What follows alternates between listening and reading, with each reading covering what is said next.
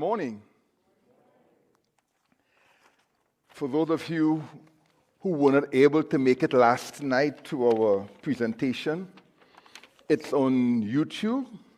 Now that you've messed me up, what? In which we talk about parent-child relationships that have been damaged. One of the things we said last night is that there is no parent who has not made mistakes with your children. There is no perfect parent.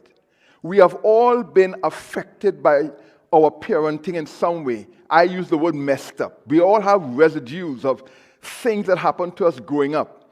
That feeling that I was never daddy's favorite. Mommy always liked Angela. That have affected us. We established the fact that the concept of train up a child in the way he should go has forced many parents to try to be such great biblical parents, so to speak. They forced their children into molds that they can't fit into. And how many of us can't probably remember 5 o'clock in the morning, you're still sleepy, you're only 6 years old, and you have to wake up for worship, and you're sleeping, and your mommy's saying some long, boring hymn, and you that's being scolded for falling asleep. Or maybe going to church on a Wednesday night or a Sunday night, and you're sleepy. And the worst part about it is that the oldest, most boring elder is the one who preaches, and your little 9-year-old eyes cannot even stay open, and then you have to walk home afterwards. And a lot of us grew up not even liking church anymore because it never fit us. It never nurtured in us who we were. So that text, train up a child in the way he should go, is really saying, initiate a child according to his disposition, his talent, his bent. In other words, the way he should go, or the way he's going, the word should is not in the original, means each child has a temperament. So as a parent, your duty is to help that child develop within the context of his temperament, his giftings. Another warning in that text is, if you don't do your work as a parent and allow a child to be initiated in his own way, he's going to become entrenched in that way. In other words, parents are necessary so that children don't grow up with all the natural temperamental tendencies that we have, which is usually the wrong way. Selfish, immature, and that kind of stuff. So it is saying, Proverbs 22:6, it is actually saying to parents, both initiate a child, help him along the way of his natural inclinations and strengths, so he can find himself on the one hand, and on the other hand, it is saying, don't allow a child to simply grow up and exhibit his childish, selfish, egotistic ways, because he's going to become more and more like that. Something the text doesn't say is train up a child in the way he should go, and when he is old, he will come back to it. That is how we interpret it. Oh, no, they will stray, but they will come back. It didn't say he will come back to it, which should tell you and me that we have been interpreting that verse wrongly. It is saying he will not stray from it. Obviously, because that's who I am. If you have nurtured me in the way I should go, that's who I am. I will stay in that way. Not I'll come back to church. With that said, I thought this morning, and I hope we have enough time to unpack it all, we'll talk about children. Choose your parents carefully. Choose your parents carefully. I'm talking to adult children in this message, because we are all the child of somebody. And some of us, we are 50 years old, but we are still that 6-year-old child being shouted by mommy. Huh? We are still that 7-year-old boy being spanked and told to go to your room. We are adults, but we are still that child. So that's why I'm talking to children. who are adults, teenagers, who are grappling with the parents that you have. To really begin to set this thing in motion, I would like to borrow from the scriptures the anatomy of a parent-child relationship gone sour, that has been messed up. David and Absalom. 2 Samuel chapter 13. I'm going to pick a few verses as we go along. In the course of time, Amnon, the son of David, fell in love with Tamar, the beautiful sister of Absalom, son of David. Amnon became frustrated to the point of illness on account of his sister Tamar, for she was a virgin, and it seemed impossible for him to do anything with her. So this is David's family, where his son Amnon has fallen in love with his sister Tamar, his half-sister. Let's look at verse 9. Again, you could read the whole story. I would advise you to read the whole story, but in the interest of time. It says in verse 9, "Then she took the pan and served him the bread, but he refused to eat. 'Send everyone out of here,' Amnon said. So everyone left him. Then Amnon said to Tamar, 'Bring the food here into my bedroom, so I may eat from your hand.' And Tamar took the bread she had prepared and brought it to her brother Amnon in his bedroom. But when she took it to him to eat, he grabbed her and said, 'Come, lie with me.'" Jump to verse 20. Her brother Absalom said to her, "Has that Amnon your brother been with you? Be quiet now, my sister. He is your brother. Don't take this thing to heart." And Tamar lived in her brother Absalom's house, a desolate woman. When King David heard all this, he was furious. Absalom never said a word to Amnon, neither good or bad. He hated Amnon because he had disgraced his sister Tamar. Some of you have heard the story where Amnon raped his half-sister Tamar. A terrible thing to be done. Absalom, her brother, says, "Don't worry, sis. Don't take it to heart." Isn't that terrible sometimes when people tell you don't worry about things? You can take on that. Don't let that worry you. But he's hating his brother. David is furious, the Bible says, but he does nothing. That was his first big mess up as a parent. He did nothing to address the situation. Now, why did David not do anything? We don't know. Could it be his own guilt of what he had done with Bathsheba? That he feels, I can't discipline my son for something that I did? Do you know many parents, how many of us as parents, how many of our parents allowed things to slide because of their own hang-ups and guilt of what they did or didn't do? I got pregnant at 16, so how could I tell her anything? Remember that? I used to be part of a gang. I used to cut up in school. So we feel we can't discipline because of what we have done. Verse 23. 2 years later, how many years later? 2 years later, when Absalom's sheep shearers were at Baal Hazor, near the border of Ephraim, he invited all the king's sons to come there. Absalom went to the king and said, "Your servant has shearers. Will the king and his officials please join us?" The rest of that story is that when the brothers came for a feast, Absalom had his men kill Amnon for what he had done to his sister. 2 years. Absalom is allowed to simmer in his resentment. And I've found out something. Sibling resentment and hate can sometimes be stronger than what you feel for strangers. When siblings hate each other, don't like each other.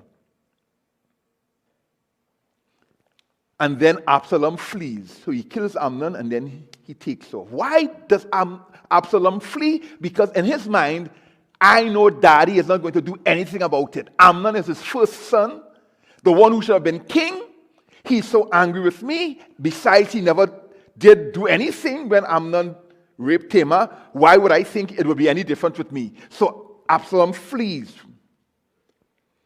What I find interesting, and it is all going to make sense later, verse 37, chapter 13. Absalom fled and went to Talmai, son of Ammihud, the king of Geshur. But King David, hear what it says, King David mourned for his son every day. And after Absalom fled and went to Geshur, he stayed there 3 years. And the spirit of the king longed to go after Absalom. Wow. David is grieving. He loves his son. He wants to go and get his son, but he doesn't. His second big mistake, he allowed Absalom to stew in that resentment. And now, the resentment that Amnon had towards his brother Amnon, guess what? It is now focused on his father David. Somebody could identify with this. That time when you and your brother had an issue, and your dad took his side, or that time when that person in school, that teacher lied on you, whatever it was, and your dad came to that school and embarrassed you in front of the teacher, and the anger you had against the teacher, you've over the years have focused it on your dad or your mom, whoever it might be. Absalom felt an injustice had been done to him and his sister, and his father let it slide. Like I said before, every parent makes mistakes. We have all messed up in some way or the other as parents. We have all been messed up in some way as children. I even tell people this: the more children you have, the more mistakes you're going to make, because you don't have the energy to deal with the temperaments of 6 different children.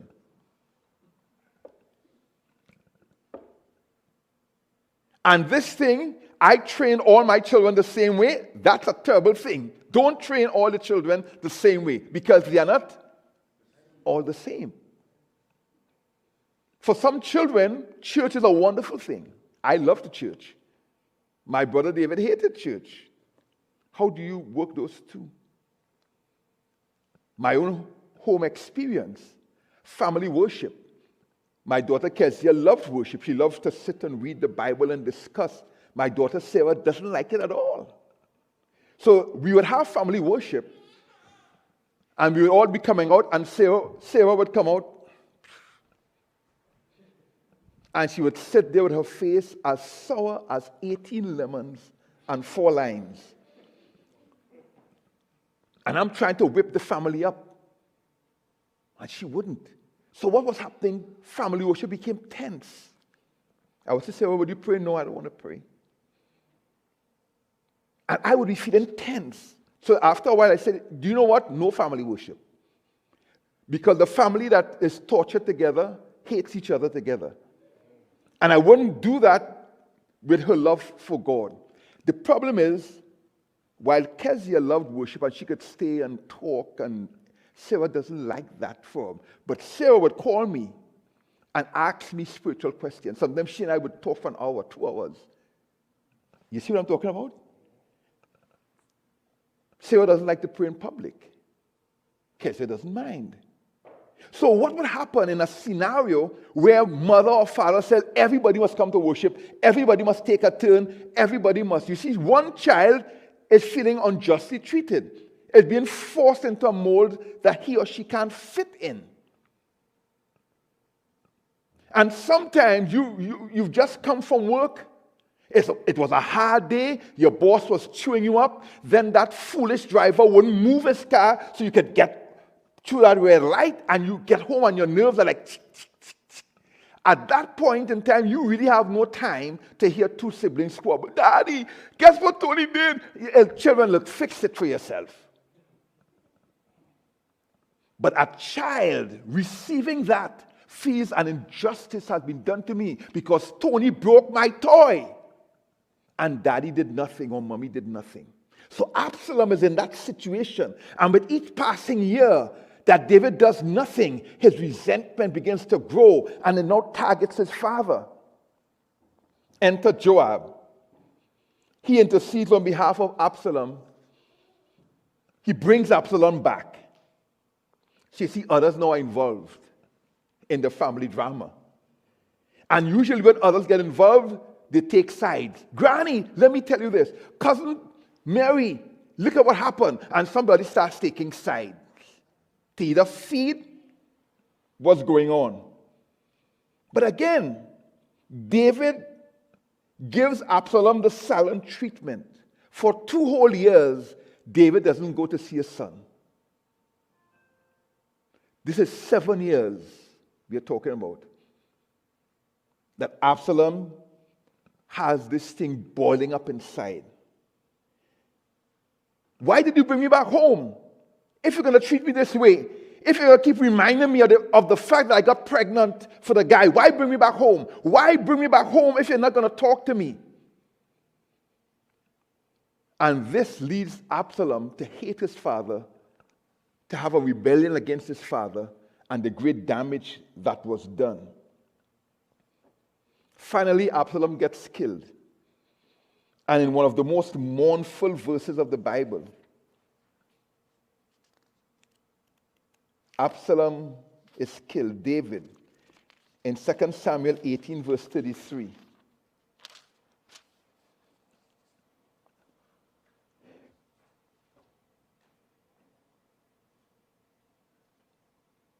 The king was shaken.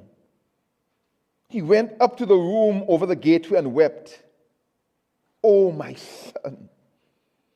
Absalom, my son. If only I had died instead of you. Oh, Absalom, my son. Absalom is dead. Too late to correct his mistake. Too late to explain what was going on in his life. Too late to make things clear. Too late to seek his forgiveness or understanding. Too late to fix the animosity. Too late to do anything. David is grieving. His son has died. And so we see in the scripture, we have a front row seat to the unraveling of a parent-child relationship where a father messes up his son and the relationship. David erred badly. He messed up Absalom. His inertia, he did nothing. He mishandled the discipline of his son. His parental pride and authority led him to destroy his son unwittingly. And that's the sad thing. And I raise my hand as guilty as charged. Most of the mistakes we have made with our children, that our parents made with us, were done unknowingly, in moments that they didn't think was a big deal. But there were moments that marked you and me. It was unintentional. But that doesn't matter. The damage was done. The damage was still real. One of the amazing things about being a parent is that the way you as a parent measures the importance of a situation is not the same way that your child does. Go talk to your parents about something that happened growing up that marked you, and hear their recollection of it. Hear their attitude towards it. Most of the mistakes that we make as parents, godly parents, good parents, were done unintentionally. So remember, I'm not talking about that no good father, and some of us have been children of that no good father, that no good mother. I'm talking about the parents who really tried their best. So what is a parent to do? And then I'm going to talk to us as children. So those of us who are parents, I'm talking to you first. Then I'm going to talk to the children. What is a parent to do when you recognize you've messed up? First thing to do, acknowledge your humanity. Acknowledge that you made mistakes, even bad ones. Don't let your parental pride get in the way or hide behind your parental authority. I'm your father. How dare you talk to me like that? We feel like parents sometimes. Remember, there is no parent who hasn't messed up. None. Even some of the parents you think were the greatest parents next to the Virgin Mary, and even she messed up. There is no parent who hasn't messed up. So guess what? Join the club. Sign over here, membership free. Accept it. I read also somebody's book, Adventist Home and Child Guidance. Yeah, right, you're still messed up. I read Nancy Van Pelt's book, The Complete Parent. Yeah, you're still messed up.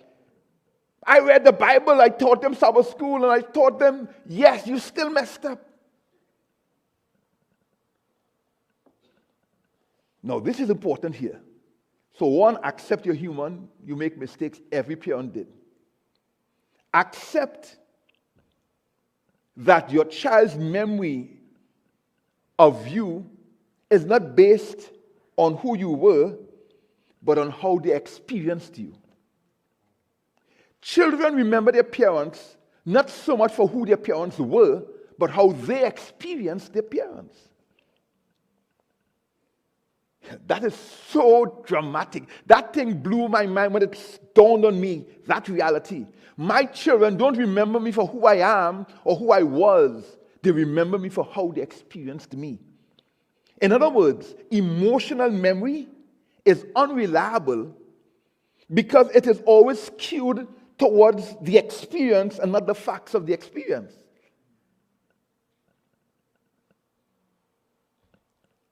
But emotional memory is the strongest memory.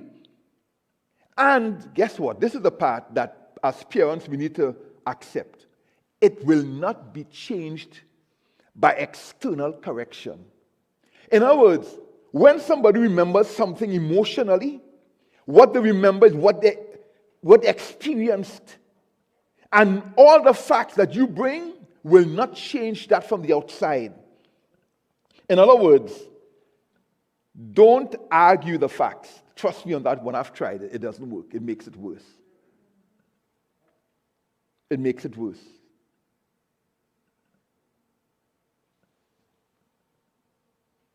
What you remember is the emotional impact of the experience.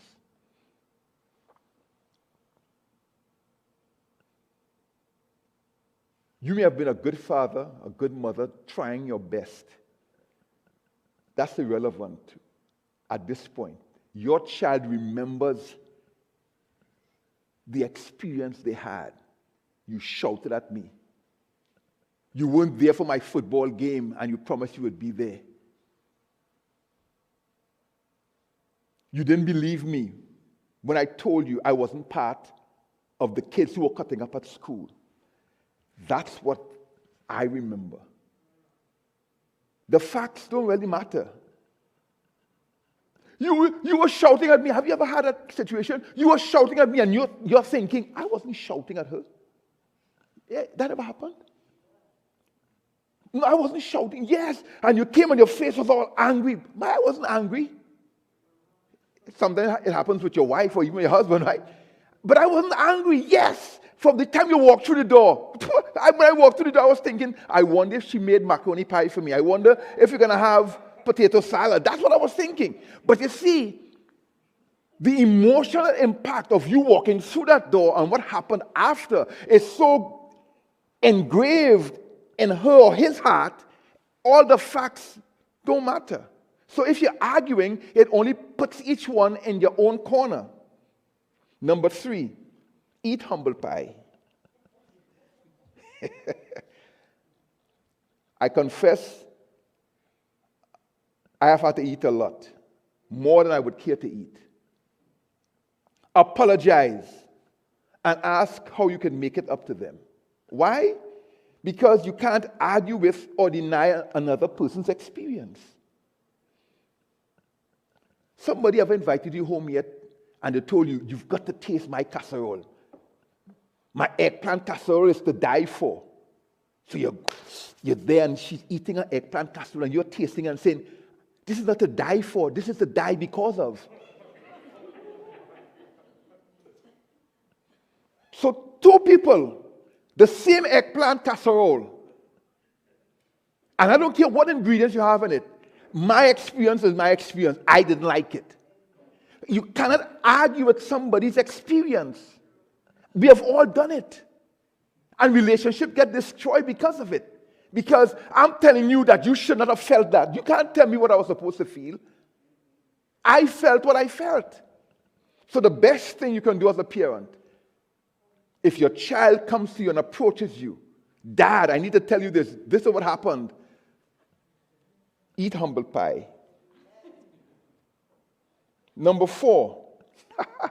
This one's going to touch some of us really hard. It touched me hard.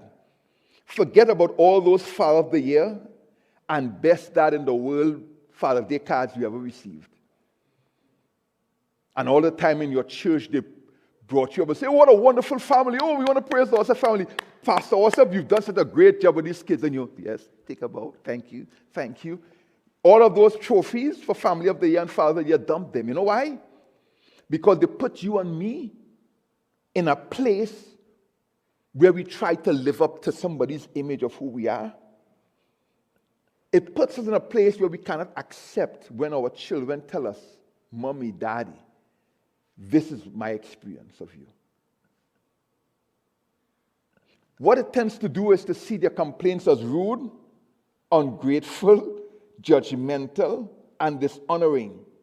And parental pride can't take that much if you were planning to be a good parent. Again, I'm not talking about that absentee father or no good mother. They know they weren't good. They know that. I'm talking about you and me who have come to church, who have read all the books, followed all the rules, and tried to be this great example of a good father and a good mother. To hear these things, it tears at your parental pride. And sometimes, because of our parental pride and authority, we hide behind that and we shoo our children away. We refuse to accept. This may not represent the reality. It was because of the pressure that was imposed upon us by others. His son is doing that. Again, that is the trap of Father of the Year, greatest dad in the world, accolades. They force you sometimes to discipline your child when you would not have. For situations that you would have let slide because you realize, okay, it's just a childish thing. You have to live up to this reputation. It prevents you from listening to your daughter or your son say, Daddy, I'm in love with Tony.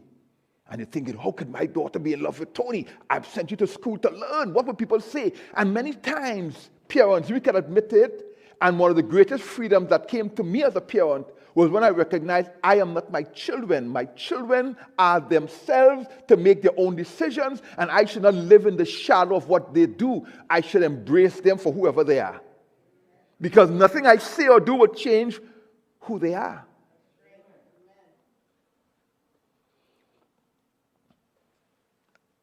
A chaplain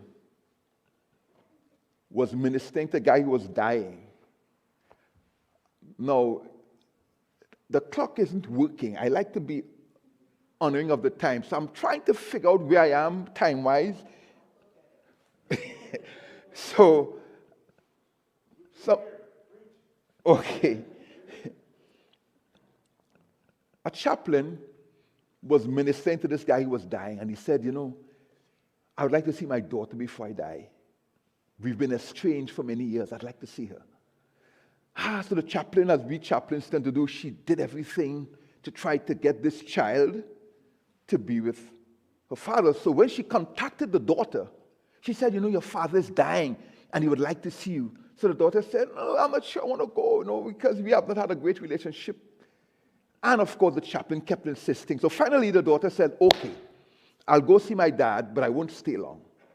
Chaplain is all happy. Oh, she's going to see her dad. So she goes and she tells the father, your daughter is going to come to see you. So the daughter came to see the father. And the chaplain, feeling all wonderful, ushered the daughter in to see her father. And she says, okay, I'm going to give you some time alone. So she steps out. No sooner does she step out of the door that she hears the daughter say, you have been the worst father ever. You have brought me so much pain in my life. I don't ever want to see you again. I don't care what happens to you because you were despicable as a father. And she walks out the room. The chaplain is all heartbroken. She says, oh, what did I do?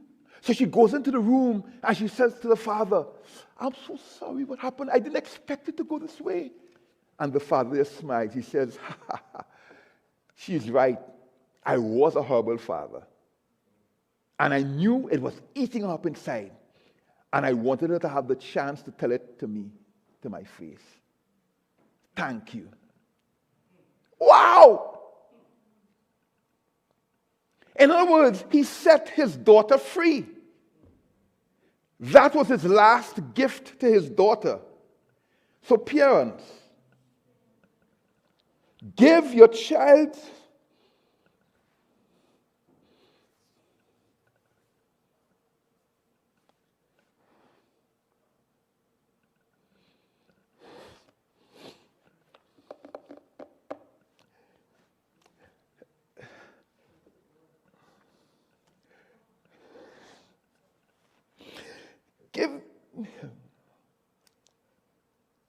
give your child the greatest gift you can give them. To be heard, to be listened to be validated. Many times that's all a child wants, to be heard. We've been shut down too much as children. Don't play mad with me. Are you answering me back? Look, sit there and be quiet. And we stuff it inside. And it builds up and it builds up. And we live our life always having to be shut down because we were shut down at home, we were shut down at school. And there's a point in which I just wanted to let it be known. This father gave his daughter the greatest parting gift a father could give a daughter who was hurt, to have her say her piece.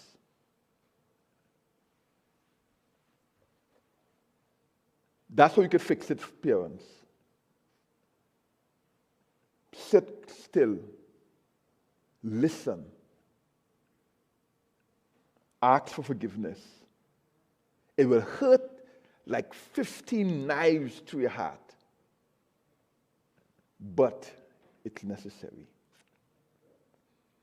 And so finally, as we go to the child, I hope I'll have enough time to finish this. So what about you? You've been hurt. You've been messed up. You are living with images of being shut down by your parents, being told you were ugly, you were fat, you were stupid, of not even have a chance to say your piece, of feeling unjustly treated. I was never mommy's favorite. Mommy always preferred Janice than me, and I was never the one who everybody gave the best clothes to. I had to get the hand-me-downs. Whatever Cheryl did was right. Whatever I did was wrong. And you've been living with this thing all your life. Even in your marriage, you can't even have a happy marriage because you don't know how to really open up your heart to give love because you never really received it. When that time when daddy came and you went to hug him and he was, look, child, please, I'm busy. All of those things have been just in your heart. What do you do now to be free? Because like I said, choose your parents wisely because ultimately you will get the parent that you deserve. What does that mean? Well, the parent that you and I end up with is the one that we choose to internalize the experiences we had with them.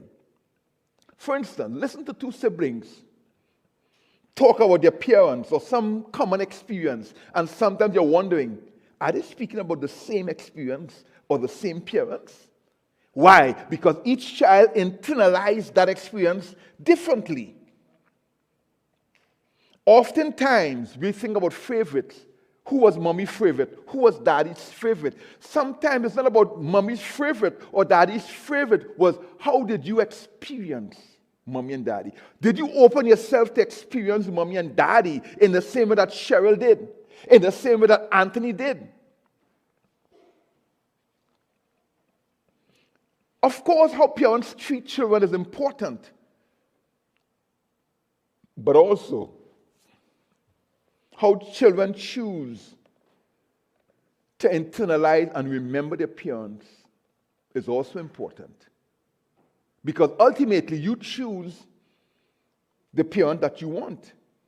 Have you ever heard an abused child, a child whose father was absent from her life or his life, talk about their parents as the best parent? Oh, my daddy, when he comes by on Christmas Eve, and you're wondering, but I know this guy. He's not all of that.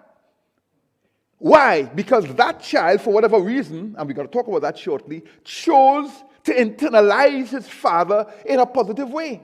That child chose to experience that one weekend a year in a certain way. So ultimately, we choose the parents we want.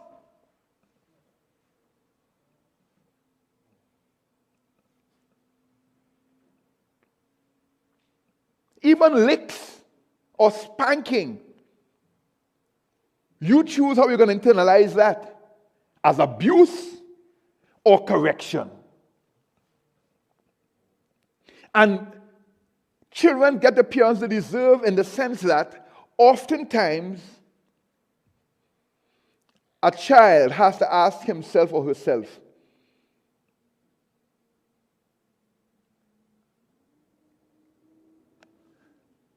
was I a child that was easy to love? Let us marinate a moment. Was I a child who was easy to love? Was I always pushing the envelope? Was I always a child who would never come home on time when everybody else came? Was I that child who was always really getting into trouble? Was I always challenging my parents' authority? Sometimes as a child, even an adult child, we have to step back and ask ourselves the question, did I get the parent I deserve because of the way I was? Was mommy hard with me? Was daddy harsh with me because of who I was? To truly be healed, to truly move forward, we can only do it in honesty. Don't compare your parents to other parents. Worst thing, you don't know the half of it. That ideal home, that ideal parent, you don't know. Many children grow up with resentment because they are comparing their parents to somebody else. Look how Tommy's father lets him drive the car. You know, they always go to Disney World and stuff. And you're comparing your parents to theirs. Don't do that. Your parents were who you had. Accept them for what they gave you and what they did for you. The more we demonize our parents, the more we go in bitterness. We are stunted in our emotional growth, and we repeat cycles of dysfunction. By the same token, avoid idealizing distortions. What's that term? Idealizing distortions. Many of us, to avoid the pain of disappointment, create these images of the perfect father or mother that only traps us in unhealthy cycles of denial. Accept that your parents were flawed, just like every other parent in the world. Accept also that they messed up, sometimes big time. And when you accept that, remind yourself this.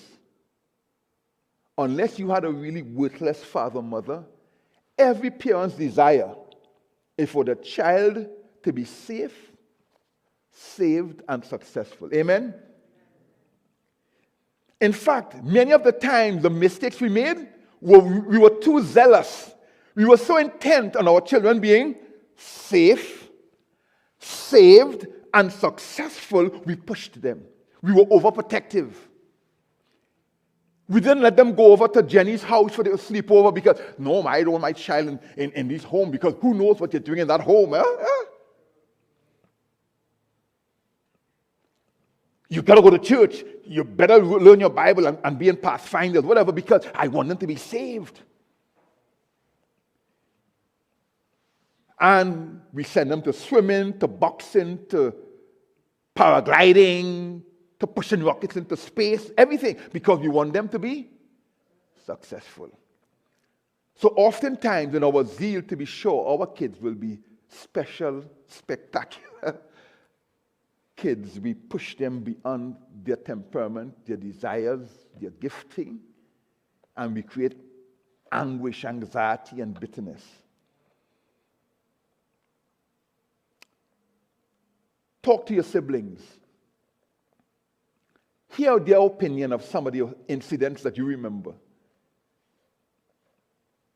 And oftentimes you may hear that your take on it is not theirs. But listen to me. Listen to them, not to your hurt. Let me say that over. If you're going to ask a sibling, tell me about how you think daddy was or mommy was. Or do you remember that time when? Listen to them, not to your hurt. Because you may be tempted to correct them. No, it really didn't happen. So remember when daddy came in, and he came in with that belt, and his eyes were spitting fire, and there was smoke coming out of his nose, and he looked at me, and he remember that? And he said, no, I don't remember that. No, can you remember? No. Listen to them, not to your hurt, because remember, emotional memory doesn't care about the facts. It only cares about how I felt based on the experience. So if you really want to get balance, you need to listen to others. We need to reframe our interaction with our parents in the light of your own challenge with your children. Some of the frustrations you are going through, guess what? Guess what? Yes. Your parents went through it with you too. And sometimes when you feel you could take that child and throw it out the window, guess what? They felt the same way too. You see, sometimes when all you want to do is come home and sleep, and if you don't know what is rah, rah, rah in your head, guess what? I didn't hear you. Guess what? Yeah, they did too. As I come winding down, there's an experience that it was only after I became a father I understood. My dad, he was very productive. Let's just put it that way. 11 kids. What a production cycle, right? When he came home, as children, the last four of us, George, David, Mikey, and me, would go and stand up like little piranhas, right? For him to give us some of his food. Now, for us, this was fun. And sometimes whoever came first would get it, So Dad would be eating, and he would part off sections of his food for us, and he would eat and then give us the rest. Wonderful. That's what dads do, And I thought, no big deal. Well, fast forward a number of years, now I'm a father. And I'm hungry. And my kids come wanting some of my food. And I remember telling them, hey, I'm hungry. I cut that in the throat immediately. And then it hit me what it meant for my father to be doing that, to be parting his food to give to us. It meant he was going without to make his children happy. But I never understood that as a child. But now as a father, I could begin to understand the sacrifices he made, how tough it was. No wonder my mother would say sometimes, who beg is not getting, and who didn't beg didn't want. When she has some treat that she's eating, and we all come like piranhas, she would say, okay, who begged? Not getting any. And who didn't beg? You didn't want. Because sometimes we thought, if I don't beg, she would say, okay, you're the nice one. Have mercy, right? And finally, if all this doesn't work, get therapy. Sometimes the pain is so deep, the dysfunction so overwhelming, that we need someone else to help us work through this. Therapists are trained to help us to see connections that we don't see, to help us to see how we inferred meaning in circumstances that really could have been interpreted a different way. Therapists are one of the greatest gifts to a messed up generation. They help us to work through these issues. But remember, it's hard work. It's hard work to break free from the hurts and the pain of the past. And some of us are not willing to do the hard work. We are expecting external factors to make the change, but these changes have to come from within. That is what a therapist will help us to do, dig within to find the key to our own liberation. We could choose to work, or we can choose to hide behind our pain and blame the world for our continued messed up condition. In other words, children, adult children of parents who messed you up, you have the power. I have the power to choose who my parents are. What will it be? And extend grace to them. As I've grown older, I am much more aware of my father's mistakes, his weaknesses. But I confess, even when I acknowledge his mistakes, his weaknesses, my experience of my father was a very positive one. And I continue to choose a father who was sacrificial, who was giving, who tried his best. Messed up big time in some ways. But I could say this from the depth of my heart. He did the best he could.